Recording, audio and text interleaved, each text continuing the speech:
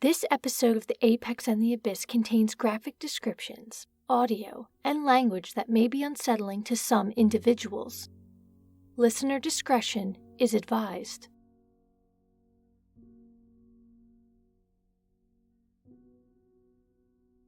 Have you ever wondered where a saying originated from? The phrase that is coming to mind during this particular moment is, "Don't judge a book by its cover." This phrase appears in the African journal American Speech in 1944 for the first time. However, the phrase was a little bit different back then. It went, "You can't judge a book by its bindings." Over time, it has evolved to its current form. It is a very simple phrase that is fairly self-explanatory. Don't judge the outside against the inside. A person can look tattered, broken, and even a little bit mean, but have a heart of gold. On the flip side, a person can look kind, innocent, and unsuspecting, but have a streak of evil and darkness within them that not even those closest to them ever knew about it until it was too late. You're listening to The Apex and the Abyss, and this is the story of Dorothea Puente. Authorities say they'll go for the death penalty in the trial of a landlady suspected of killing 7 boarding home tenants. A Sacramento judge today arraigned Dorothea Puente on 1 murder count. Prosecutors say additional murder charges will be added. Puente did not enter a plea and is being held tonight without bail. Police named the ex-con as a suspect after finding 7 bodies buried in the yard of her Sacramento boarding house. Authorities say Puente killed her tenants for their Social Security checks. Dorothea Puente is a perfect example of the whole don't judge a book by its cover mentality. Our story takes place in 1988. Dorothea was about 60 years old and she ran a boarding house in Sacramento, California. On the outside, the petite older woman looked like a sweet little grandma. She took people into the boarding house she lived in and always seemed to offer a helping hand. However, all of this was just a cover. You see, Dorothea Puente was a schemer, and she was also a serial killer. But before we get into what Dorothea became, let's go back to the beginning. Do you really think I'm guilty? You want me to be truthful with you? Yes. I'm going to be real truthful with you. Dorothea, I think somehow you're involved in it. Dorothea was born on January 9th, 1929, in Redlands, California, which is located near San Bernardino. Dorothea was the 6th child out of 7 born to Jesse and Trudy Gray, though there are reports that state that Dorothea was one of 18 children. However, this cannot be proven. What you will discover about Dorothea Puente is that not only is she a cold and calculated murderer, but she is also a pathological liar. What we do know about Dorothea, thanks to actual documentation, is that, unfortunately, she did not grow up in a loving and stable home. Her family had very little money, and her parents were quite abusive to their children. So much so that Dorothea's mother would eventually lose custody of her children due to her alcohol abuse and apparent child abandonment. When Dorothea was just 8 years old, her father would die of tuberculosis, and soon after, her mother would be killed in a motorcycle accident, orphaning Dorothea and all of her siblings. Not much can be said for what happened to her siblings after the tragedy. But we do know that Dorothea would go between foster homes and other relatives all throughout her teenage years. She would even spend time in homes for orphan children, where she stated she was sexually abused. In 1945, Dorothea was around 16 years old, and she was tired of being shuffled around California, so she made her way to Olympia, Washington, by herself to start a new life. To survive on her own and to earn income, she would dive into sex work, and that is where she would encounter and meet her first husband, Fred McFall. Fred and Dorothea would get married fast and head to Nevada to start their family. But this relationship was not all sunshine and rainbows. Within 2 years of the couple's union, they would have 2 children. However, Dorothea had zero interest in being a mother. It is said that one child was given to relatives of the couple, and the other was put up for adoption. More conflicting reports would appear when it comes to what caused Dorothea and Fred's relationship to end in 1948. Some articles suggest the couple split, while others state that Fred McFall allegedly died of a heart attack. Either way, after the end of the relationship, Dorothea would leave Nevada and head back to her California roots. Once she returned to the San Bernardino area, Dorothea's life of crime would commence. Soon after she moved back to California, she would try to pass bad checks under an alias name. This crime would land her a few months in jail. Once she was released, she was placed on probation.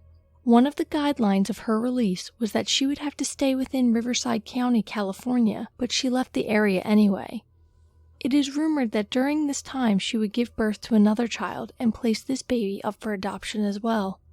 At some point, young Dorothea would head to San Francisco. By 1952, she would meet and marry a man by the name of Axel Johansson. Axel was from Sweden, and those who knew him would describe him as tough. Axel and Dorothea were together for a grand total of 14 years, and their relationship was nothing short of violent. The pair fought verbally and physically on a near daily basis. It got so bad that at one point, Axel would have Dorothea sent to a mental institution, where she was evaluated and put on antipsychotic medication. While they were together, Dorothea would have extramarital affairs as well as abuse alcohol and gamble constantly. She would also be arrested for running a brothel in Sacramento. This stint in jail would only last 90 days, but practically as soon as she left, she went right back to jail on another charge, this time again for 90 days. It seemed as though whenever Dorothea landed herself in jail, she would tell those who inquired as to where she had gone for such a long amount of time that she simply had gone out of town to visit a friend. Lying was something that came natural to Dorothea. In 1966, after years of instability and violence, Axel and Dorothea would get divorced. 2 years later, she would marry a man by the name of Roberto Puente. Roberto was quite a few years younger than Dorothea.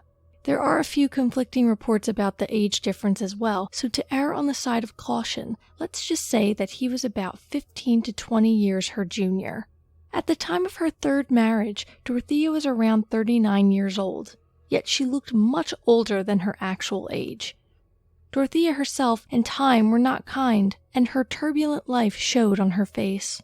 It is said that her new husband used marriage as a way to obtain citizenship in America, and that it was quite a loveless union.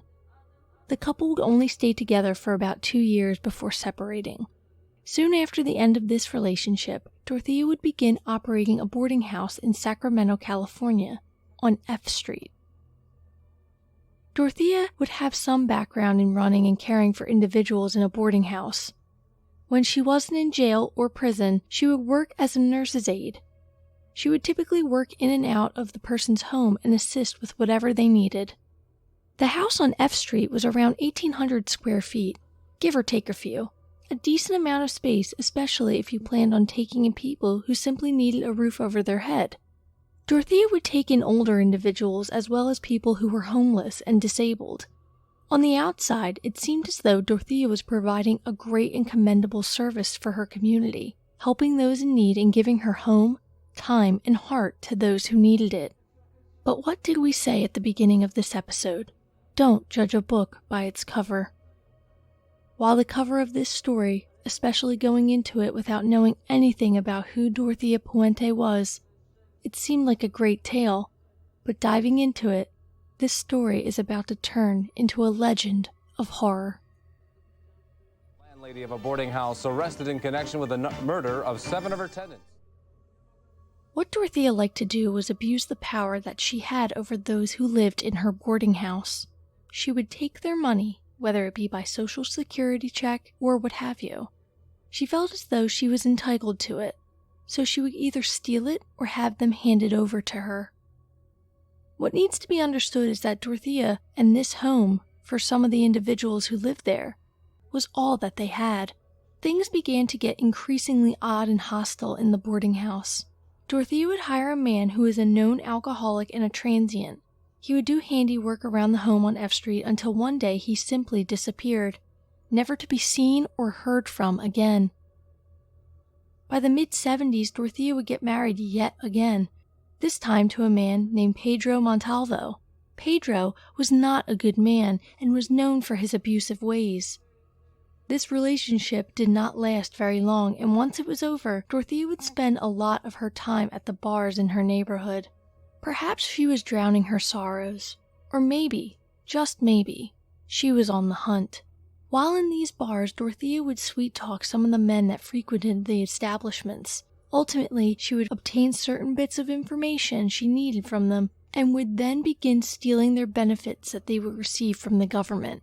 Once she had that check in hand, she would forge their signatures and cash them. This was her game, and shockingly, she was good at it, but not too good, because eventually she would be caught and charged with over 30 counts of treasury fraud, and she was given 5 years probation. The fact that she was caught doing a serious crime, and that her criminal record was constantly growing, it didn't matter to her, nor did it stop her from stealing from all the people around her. What's interesting is that those who lived at the boarding house during all of this were completely divided on how they felt about her. Some loathed Dorothea and hated living there, but they had little to no other options.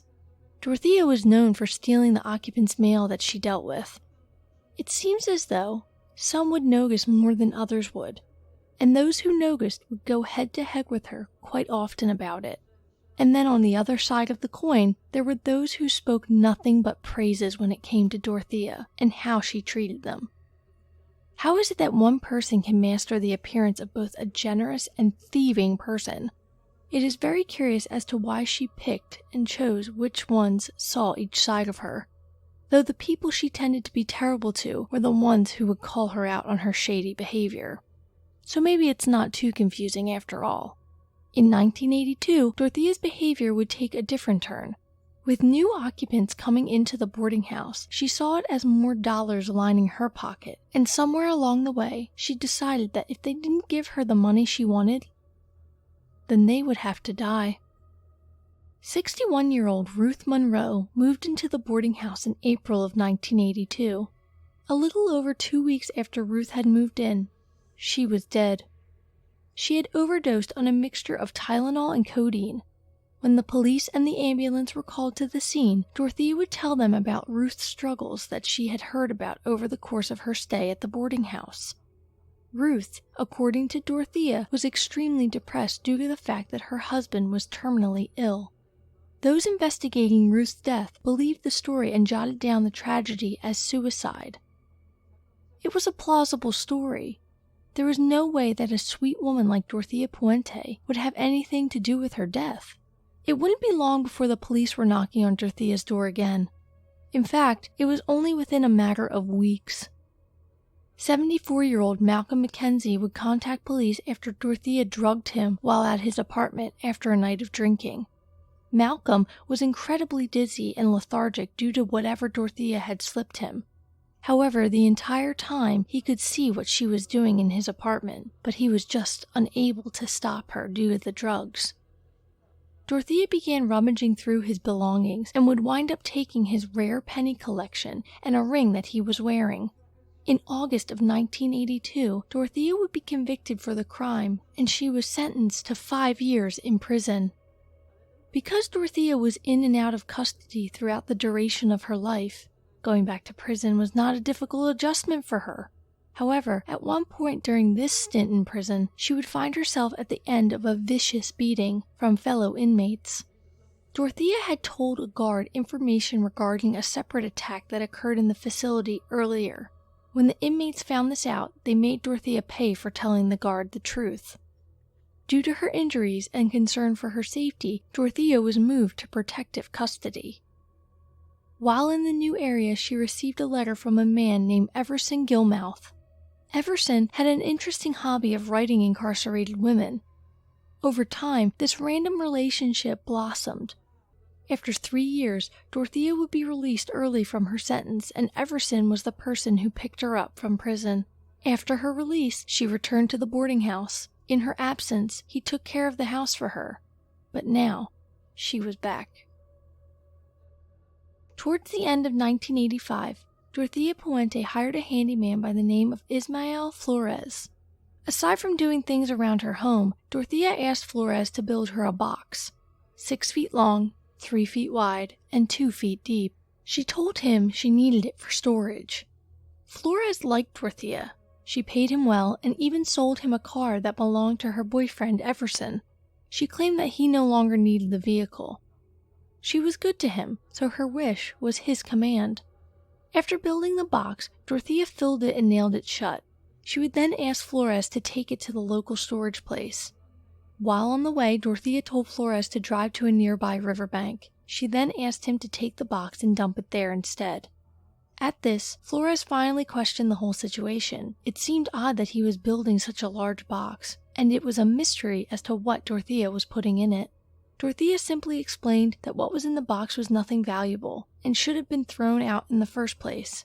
Trusting her story, he believed her, and didn't question her any more on the matter. However, a few months later, 2 fishermen were walking along the riverbank when a foul smell was carried towards them on the wind. The smell of rot, decay, and death. The smell was coming from a large box that was half submerged in the water.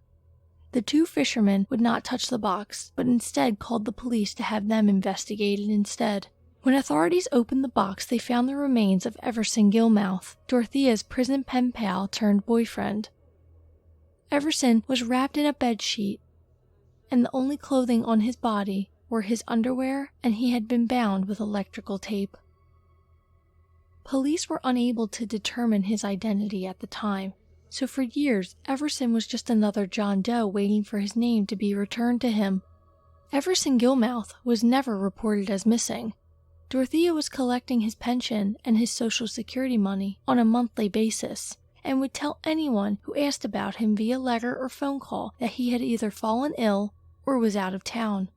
And that was the explanation as to why they had not heard from him in a while. After Everson's murder, Dorothea kept on moving. She was unfazed by her actions and only had one thing on her mind: money, where it was coming from, how much she was going to get, and how quickly could she spend it. The boarding house was at capacity, and Dorothea was up to her normal schemes of hoarding the mail from her tenants. It would not be long before Dorothea's actions would become suspicious to everyone around her. It seemed as though people would just up and vanish around her constantly, with no rhyme, reason, or explanation. The only story inquiring minds would get would come from Dorothea's lips and hers alone. Betty Palmer and Leona Carpenter were 2 women who within weeks of calling the boarding house on F Street home would disappear without a trace. James Gallup was another occupant that would never be heard from again. In July of 1987, he moved into the house on F Street after having brain surgery, and that was the last anyone had ever heard from him. A few months later, Vera Martin would take up residence in the boarding house run by Dorothea Puente, and Vera would vanish. In February of 1988, Bert Montoya claimed a bed in Dorothea's boarding house. She basically took over his entire life the second he moved in. All of his affairs, especially his money, was taken care of by Dorothea. But just like the aforementioned residents, he too would disappear without a trace. When people asked about him, Dorothea said that he went to Mexico to visit his family. Bert's disappearance would be the straw that broke the camel's back when it comes to Dorothea's long list of crimes. However, unbeknownst to her, people were already suspecting her of the worst. Complaints would come in about Dorothea stealing money from those she cared for, despite the fact that she had a criminal record that indicated that she knows how to do such things, and the fact that she was blatantly doing it all the time. The investigators found these complaints unwarranted. On November 7, 1988, a missing persons report was filed in regards to Bert Montoya. Police would follow up on the complaint and went to Dorothea's house. They questioned her and briefly looked around the home, and Dorothea would give them the same story she had given the others, that Montoya had gone to Mexico to visit family. While at the house, the police questioned other occupants about Bert's whereabouts. One of them would slip the officer a note that stated something along the lines of Dorothea asking people to lie for her to cover up something. She was lying, and now the police knew that there was something far more nefarious going on in this boarding house than Dorothea was letting up. A few days later, the officers returned to the house with a warrant to thoroughly search the house and dig up the garden. During the search, the police would find 7 bodies buried in the backyard. Dorothea would be brought in for questioning regarding the bodies found in her yard. What you're about to hear are snippets from that interview. Okay, Dorothea, first question is, how long have you actually lived at that residence? I think I moved there in 78, but I was in prison I was incarcerated from May the 19th. 1978? No, 82 until September the 9th of 85. Okay, so you actually started living there in 1978, and you lived there until 1982, until May when you were sent away. Right. And then you got out in September 1985. Right. And you've lived there ever since. Right, okay. I was sent to prison in September of 82. August the 23rd, excuse me, August the 23rd. August 1982, August 23rd. But I was incarcerated from May the 19th on. Okay, so from 1978 to 1982, you lived there. And do you remember who lived there before you? No. You don't remember? No. But I've only had the downstairs for a year. Who lived down there? Well, I mean, I don't have the downstairs, but I collect the rent from my nephew. Okay. He lived there before. What's his name? Ricardo Ordorica. Ordorica. Does he live here in Sacramento? Yes. I don't remember the address. How old is he? About 50, 48, something like that. Okay, approximately. He's in Sacramento too, right? Yes. He's the owner of the property. Right. And you lease the property. Right. Well, I paid monthly rent, Okay. But they rented the place out while I was gone. The utilities stayed in my name. So the utilities of the property are in your name? Who pays taxes on it? My nephew. He pays it. So you pay all the utilities on the property is in your name. And you have a verbal agreement lease that you are to live there and maintain and take care of the property. Right. When I was gone, he rented my apartment out, but kept the utilities under Montalvo, which was one of my married names. So you have Dorothea Montalvo. Yes. And you're also Dorothea Puente. I was born Puente, and I was married to a Montalvo, and I was married to a Puente. You were born Montalvo, right? No, I was born Puente. Puente. Where were you born? Redlands, California. The investigator presents a very shaken Dorothea with the facts. Her stories weren't matching up, and there were glaring inconsistencies to what she was saying versus what everyone else was claiming in regards to missing people. The questions we need to ask you, I need all the truth from you. Okay. Number one is going back. Of course, you know how this whole thing got started was because of this last individual, Montoya. Now, his disappearance is very suspicious. I can tell you that. Even the things that you said didn't even quite connect with what the other individual told us when she spoke to you. There were a lot of inconsistencies in your statement. Well, I didn't think I was ever going to have to remember everything. That's fine. I mean, I can understand that. You explained that to us. But there's just a lot of inconsistencies. Also, if they get in touch with you, wouldn't that? I'd have to physically see. Right. Now, as far as the social worker, he had no relatives known to her and never mentioned it of any.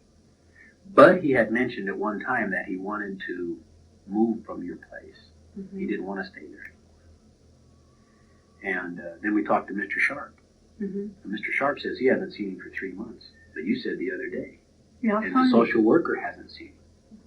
So who is lying to me? Who is lying to me, Dorothea? Well, I'm not. He was there Saturday and Sunday. How can Mr. Sharp? Well, he doesn't even associate with the other people. Mr. Sharp also told us that you had told him to lie. I did not. About saying that he was there, because he later told us that you told him to lie. In fact, I had asked Mr. Sharp to move. When did you ask him that?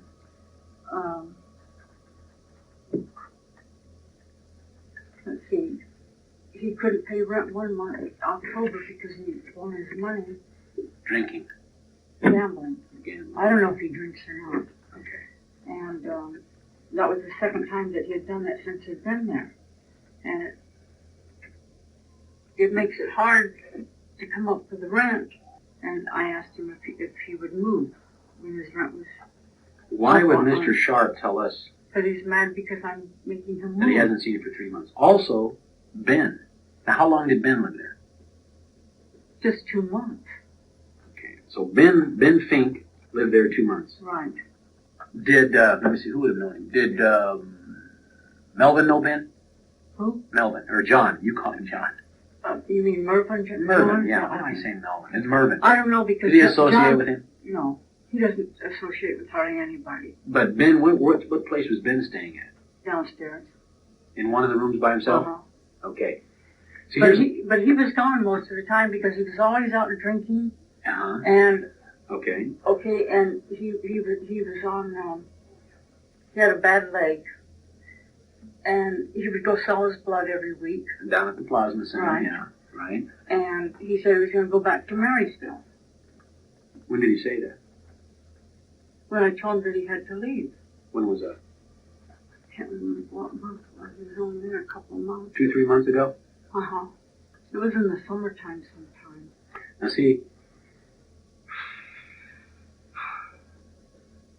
Mr. Sharp says that Ben was missing the same time as Montoya. The social worker says she was in contact with Montoya up till about 3 months ago. Okay. And she says she has not heard hide nor hair from him. Well, he really didn't want to see them. But he'd attempted to, he went to detox on an occasion. Twice. Yeah, and he told him at detox, take me out of your home. I don't want to live there. And the social worker was on very good terms with him, to where she was... Yes, Judy. Right, and when he all of a sudden disappeared, she started thinking, what the heck's going on here? And then she got the inconsistent things about, you tell me that the guy was from, you didn't know where he went, and then she got a phone call, and she says that you told her he went to Utah. I mean, there's a lot of things, Dorothea, that I don't understand. I don't know where the man was going to take him. Okay, but I mean, there's a lot, you see what I'm saying? There's a lot of inconsistency there. And it can't explain his disappearance. It can't. Now, coupled with all of that, okay, coupled with all of that, and then we come and talk to you. Could you put a tap on my phone and listen to my conversation? No. Like if they call me? No. I would like you to do that. For me to be satisfied, I would have to physically see them. Well, then couldn't you, once when the call came through, couldn't you monitor all the calls and then put a trace on the call? I don't know how that works, to be truthful with you. Because I would be willing to have that done, Yeah. you know. The investigator continues to press her on Bert Montoya's whereabouts. You know, we go and talk to you, be real good about it, and then we ask you for permission. You didn't even have to give us permission to look, but you were cooperating. You said sure. You gave us permission to dig around in the yard and look around. And then we dig, and lo and behold, we find what looks like the remains of a human being, clothing and all. But if it was Alvaro, you know, Bert. No, I don't think it's Alvaro.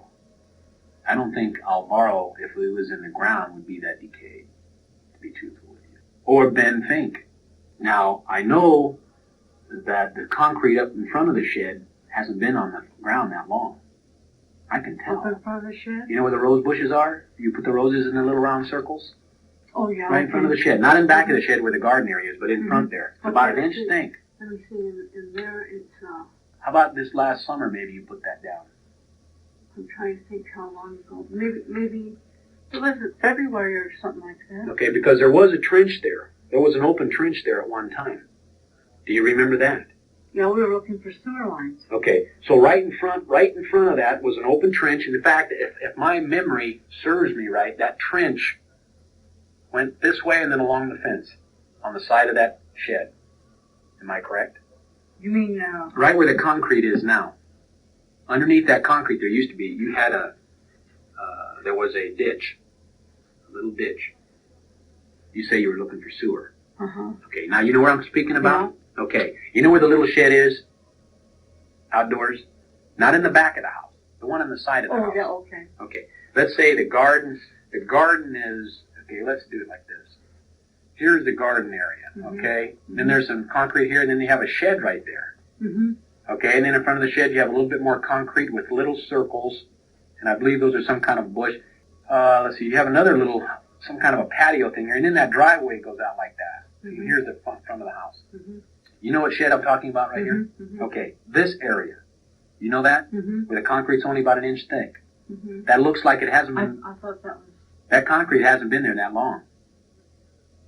I'm no expert, but I know when I look at concrete, I've been around it long enough. That has not been there that long. Do you remember when that concrete was put down? In the early part of the year then.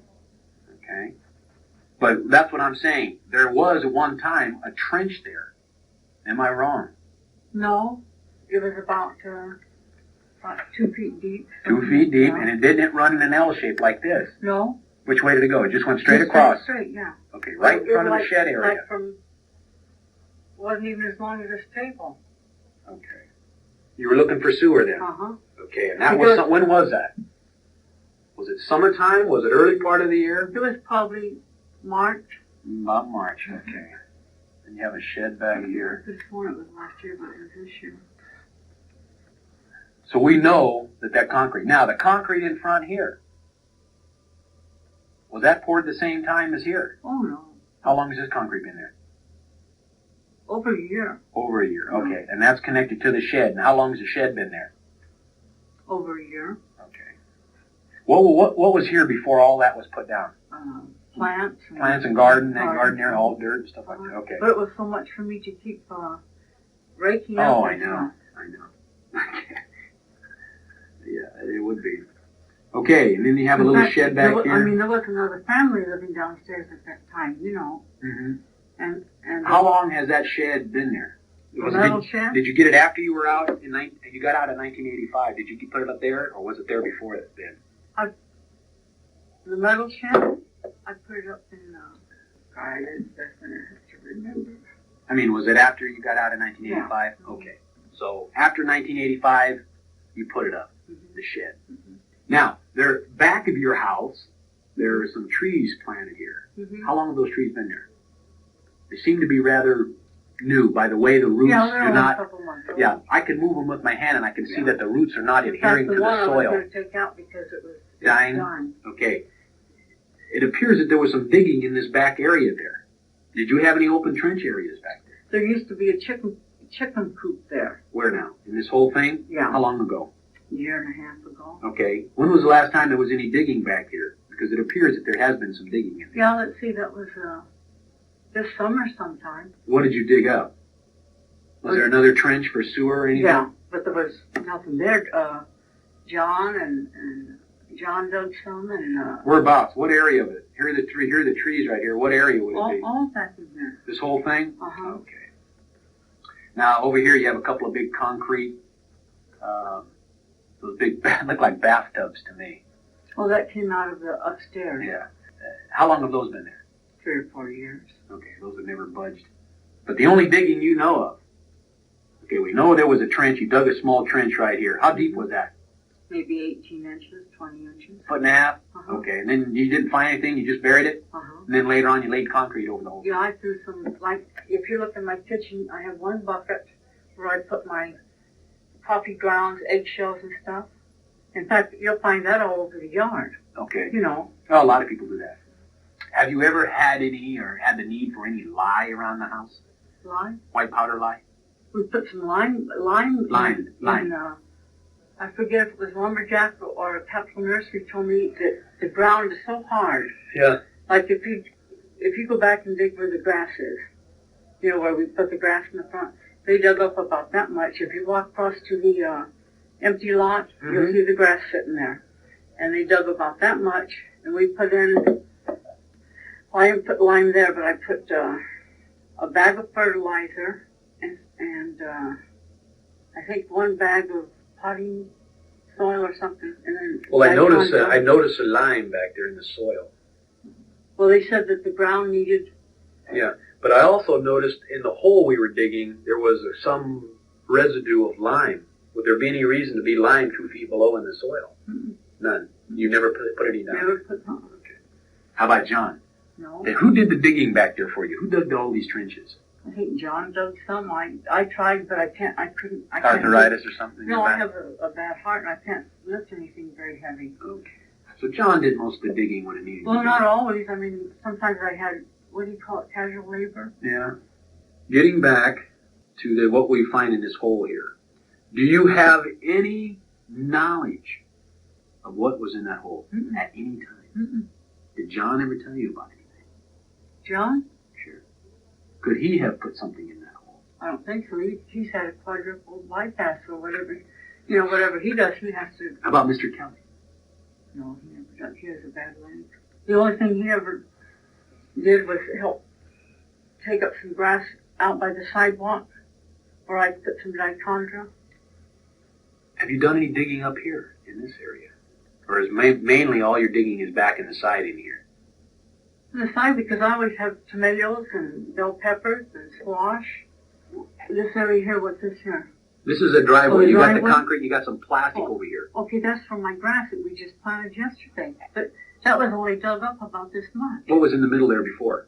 Grass, but it was Bad. So you dug it up, you planted Yeah, grass. and if you go look across the street from my house, you can see it. I believe you. I believe you. Eventually, the investigator asks Dorothea the question of the hour. Did she kill Bert Montoya? Okay, now let's get back to this other thing here. Okay? I've got a man missing. Everything seems totally, nothing fits, Dorothea. That's what I'm trying to say. Nothing fits. Okay?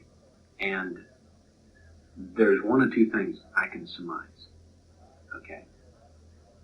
And that is, Mr. Montoya is dead. No, he's not. Okay, missed that. I'm just saying. I'm trying to surmise this, and then we'll try to clear this up. That he is dead, and that either John McCauley or Mervyn John. either killed him, or that maybe he meant foul play by your hands. That's my alternatives. I don't know. But my other alternative is that the fact that somewhere in that backyard, Dorothea, that he's lying, maybe along with other people. No. Okay? And I'm also going to tell you that we had this same information a year ago. A year ago? Yes, a year ago. So, what I'm telling you is not new to me. Monday, can I hire a contractor to go in and tear everything down and dig it up to prove to you that there's nobody there? If any digging has to be done, we're going to do the digging. Oh, okay. Okay? What I'm trying to do is, right now, save a lot of painstaking trouble. A lot of time and a lot of trouble. And what I'm asking you, my bottom line, is what I'm truly asking you, Dorothea. Sir, I have never killed anybody. Maybe not you, but how about Mr. McCauley? What reason would he have to kill anybody? Well, I know we're going to find out about the checks, okay, the Social Security checks. And I know that your past, that you've been in some trouble with, okay? And I remember when you were arrested and you were in the beat. To do that, I admitted to that to get the trial over with. Okay, but you still were convicted of it and sentenced to it. Right. Okay. The similarities are there. The only thing that's different now is the fact, rather than take something and let it go, you get rid of them and nothing's ever found. Now here's a man from Costa Rica or Timbuktu that really nobody cares about. Just like Mr. Kelly said. He says, hey, when you're nobody, you're nobody. Nobody cares. So you disappear, you're a transient, or you're a bum, or you're an alcoholic. I cared a lot for of people him. think nobody ever cares. I cared for him. I bought him clothes. I treated him very, very good. Have you seen Ben Fink around? No. I told him not to ever come back on the property. But he was normally a regular around town. And you know what? But he's lived in Marysville before. Dorothea, if he'd have been in Marysville, he'd have been arrested. That's how Ben was. You know how Ben was. No, He'd get drunk. He'd get drunk. He'd get a little goofy, right? Mm-hmm. And then usually end up getting arrested, taking a detox or something. Nothing. Absolutely nothing. Gone. What am I to think?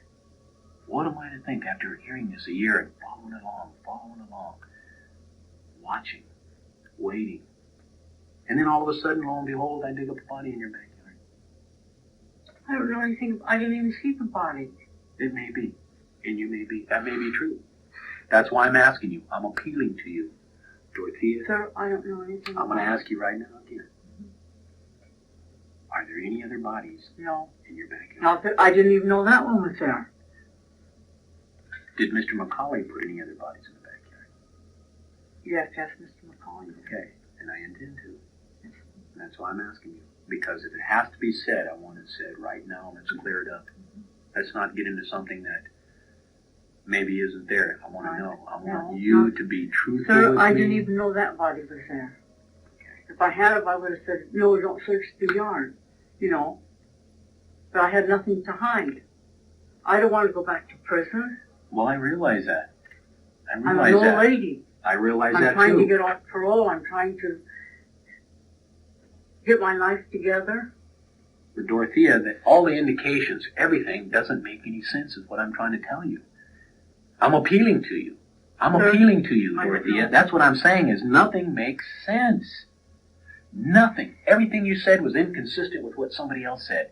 When you sat in there, it was like sticking your foot in your own mouth. I couldn't believe you were telling me that. Because I thought, wait a minute. Something is wrong here. And then when I talked to Mr. Macaulay, he couldn't even substantiate what you were saying. And here's a man that's lived there 4 years. No, he's Almost. lived there 4 years in March.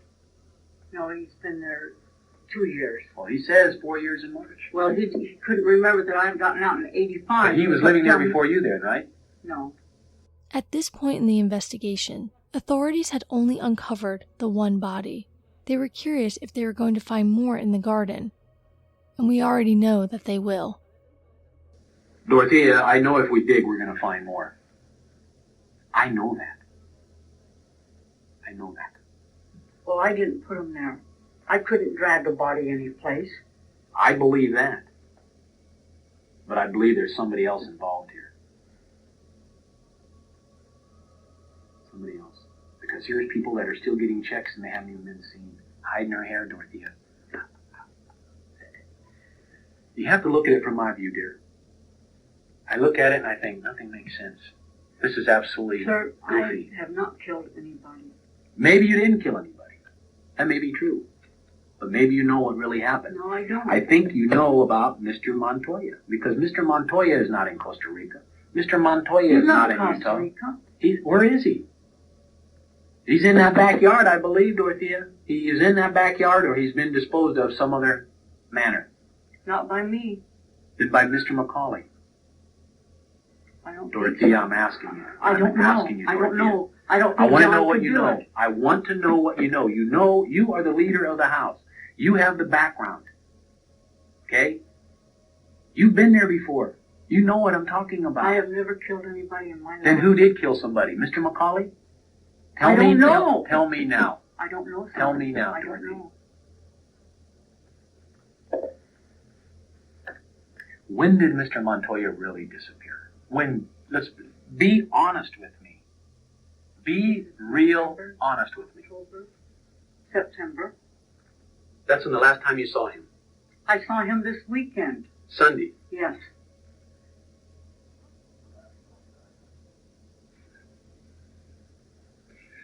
See, that's what I'm trying to say. Everybody else says, no, he hasn't been around. Why would they tell us that? I don't know. Why? Why would they tell us that? Why would They- Mr. Sharp tell me that you promised to do some things for him I did if not. he lied for you? I asked Mr. Sharp to move. That's why he's mad I'm at going to me. bring him in here. And I'm Okay. also going to bring Mr. Macaulay in. I always look like I'm lying because I'm nervous because I'm I've been gonna- in prison. Dorothea, you sit where a lot of people sit, and I know. And I'm not taking the idea, I'm not using that against you that you've been in prison. Okay? What I say, when I say, you know what Once a I'm... person has been in prison, the police officers, that's... Not so. Not Yes, so. it is. You know, but I'm saying it's the background. It's the background. It's not like you were in there for something else. What I'm asking for is, nothing makes sense here, Dorothea. Nothing makes sense. Everything you said, you can't really substantiate. Mr. Macaulay tells me another thing. Mr. Sharp tells me another thing. And I've got a guy that's been missing for at least 2.5, 3 months. I have not. And the social worker that says, I've been working with the guy all the time, and he just up and leaves, and I'm thinking, well, wait a minute. And then all of a sudden, they didn't want anything to do with him. And then, yeah, no, that's not so. That's not so. She worked with him. She worked with him. She's the one that made the report. I know it, and I was going But then to. what I'm saying is, I hear this a year ago. A year ago I hear this. I didn't have him a year ago. No, not him. I heard about other people. You know what I heard? I heard, hey, Dorothea, over at 1426 F Street, killing people and burying them in their backyard.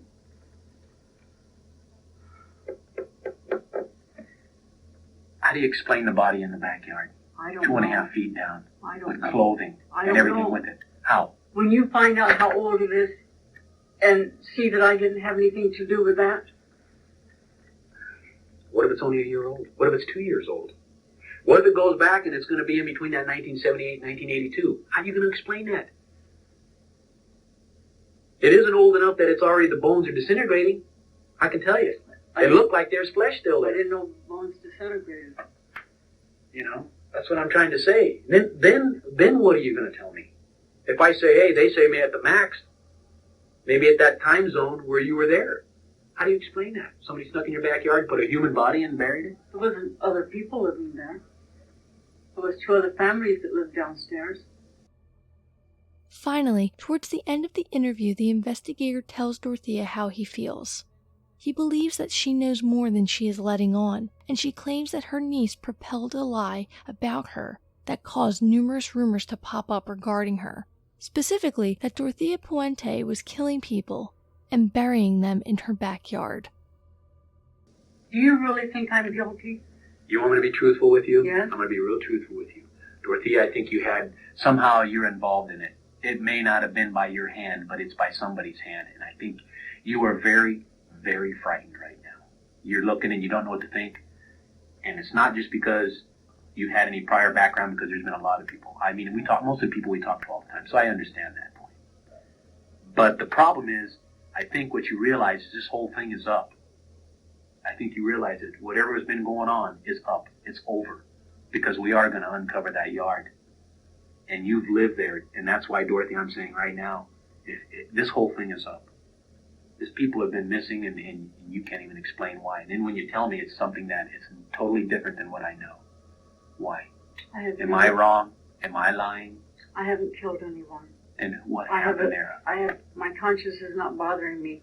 When I confessed to my other stuff and went to prison for it, I was glad to get it off my conscience. And that's why you'll never rest, and you have no intention of going back to prison. I know that. And I don't know if you would honestly tell me. I don't know right now if you would tell me that if you did, yes, I would. You would tell me. Yes, I would. I don't know. Because I can't take the pressure and stuff.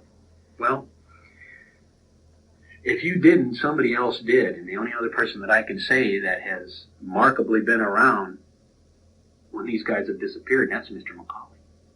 Well, question Mr. McCauley. I am, but I think you might have knowledge. What I basically want to know from you is, where is Mr. Montoya? Where he really right this is. Minute, I don't know. And you said you saw him Sunday. Yes, I did. During the interview, police were trying to push Dorothea to tell the truth. At the time, they did not believe that she had single-handedly murdered anyone, but that she knew more than she was letting on. Dorothea was allowed to return to her home after her interrogation. However, sometime between the day of November 11th and November 14th, Dorothea fled. She would buy an airplane ticket to Los Angeles, but it was a false trail. She never got on the flight. The police were flabbergasted. Why would this woman run if she claimed her innocence? The police conducted a massive search to find her. When the police dug around a little bit deeper, they discovered all the bodies in her yard, as well as evidence that she had been cashing the checks of the deceased individuals. What would later come to light is that each victim had a high level of a drug called flurazepam, a drug that is intended to help those who have difficulties falling and staying asleep. Dorothea had dozens of prescriptions for the drug in her room. One of the more disturbing facts that would be later revealed is that the state in which some of the bodies were found when they were unearthed. Betty Palmer had not only been decapitated, but her hands and lower legs had also been removed. The reasoning behind this is unknown. As more and more was uncovered in this case, authorities were getting increasingly frustrated at the fact that Dorothea was nowhere to be found. While they tirelessly searched for Dorothea, she was hiding out in the Royal Viking Hotel located in downtown Los Angeles. Her false trail was actually a true one. She would book a room under the alias Dorothea Johansson, and she did her best to keep a low profile. However, after some time, Dorothea was getting cabin fever staying in this small hotel room for days on end. She decided she was in the clear enough to go to a local bar.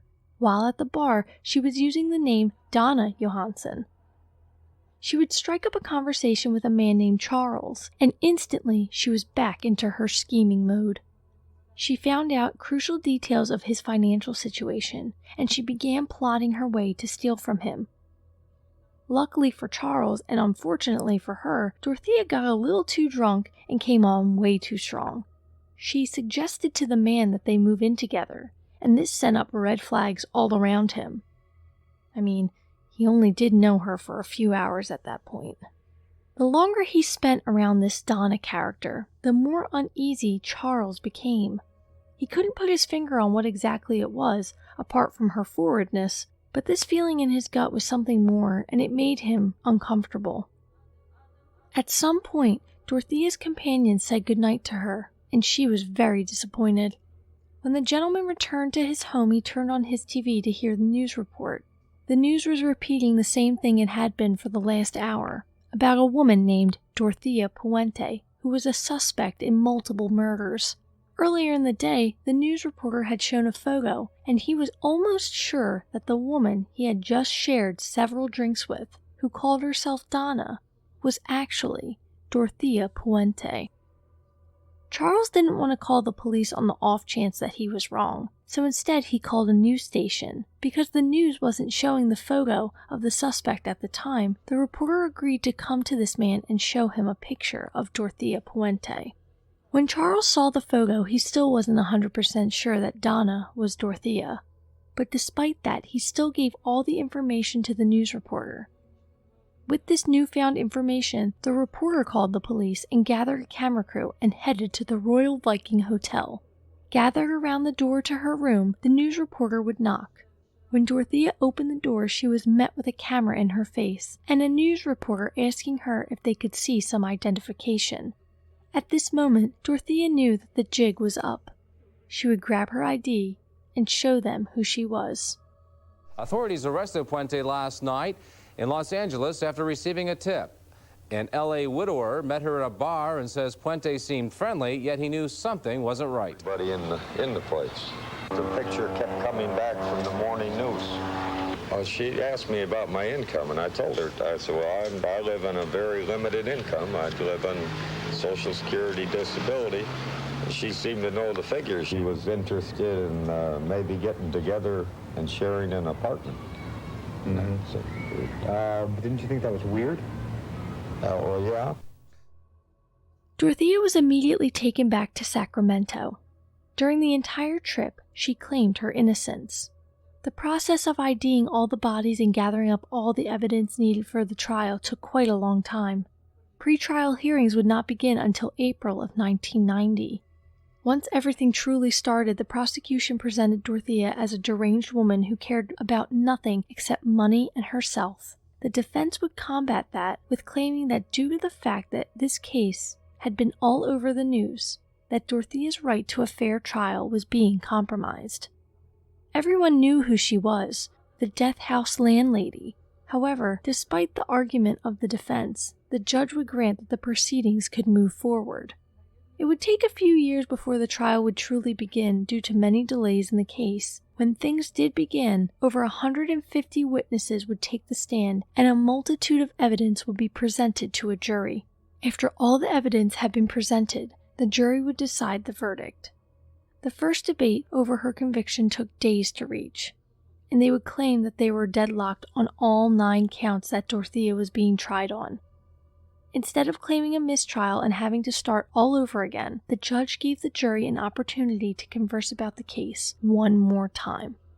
On August 26, 1993, the jury reached a verdict.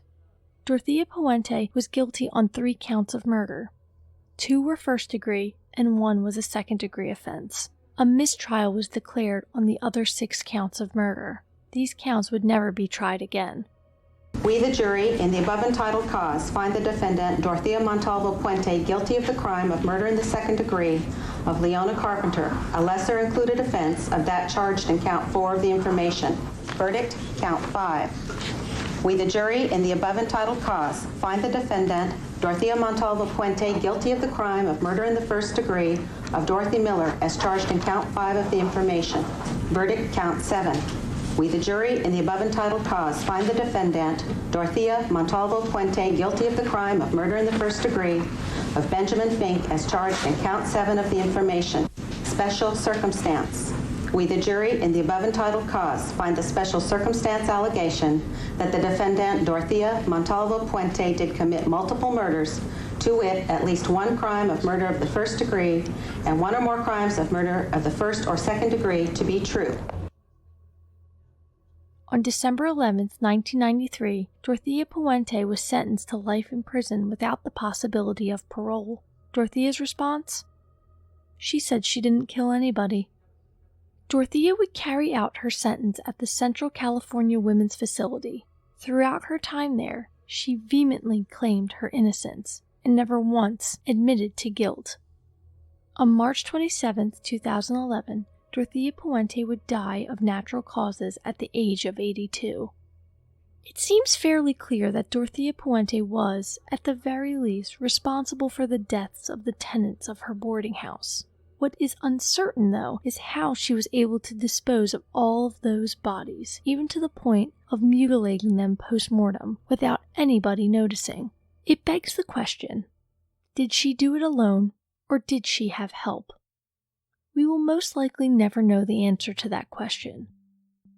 How did Dorothea take the news, Peter? Can you tell us that? Not real good. Not real good. She was crying. Thank you for listening to this episode of The Apex and the Abyss. You can find the show on Twitter, Facebook, and Instagram. If you would like to reach out to me directly to drop a line about the show, please feel free to email me at apexandabyss@gmail.com. If you would like to support the show, there are quite a few ways that you can do that. At no cost to you except a few minutes of your time, you can head on over to Apple Podcasts and give the show a rating and review. You can also head over to tpublic.com to buy merchandise, you can become a Patreon, or you can head on over to Himalaya Plus and join the show's community there. On Himalaya Plus, you will have access to ad-free episodes before anyone else, as well as bonus content and much, much more. Thank you again for listening. Until next time.